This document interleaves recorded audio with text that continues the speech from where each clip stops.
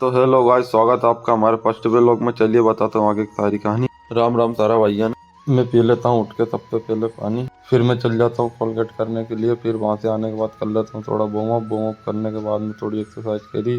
उसके बाद में थोड़ी डिप्स वगैरह लगाई, मैं पी लेता हूँ। फिर उसके बाद में आराम से दूध, फिर थोड़ी सी डाइट ले लेता हूँ। उसके बाद में मैं निकल जाता हूँ कपड़े लेके नहाने के लिए।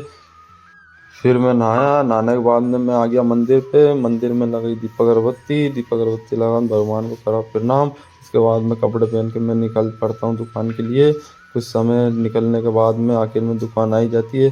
फिर आ जाता हूँ मेरे आज़ाद परिंदे के पास। एक खड़ा आज़ाद परिंदा, मैं निकलता हूँ टायर बनाने। फिर कुछ देर बाद में पहुँच जाता हूँ रेलवे स्टेशन पे टायर बनाने के लिए। फिर खोला मैंने टायर, थोड़ी देर बाद लगाई उसमें इंगल, फिर उसको खोला। फिर दूसरे टायर को बड़ी का वो ज़्यादा ज़ोर से चिपक रहा था, उसको खोलने के बाद में उसकी कर देता हूँ मैं डिस्क बाहर।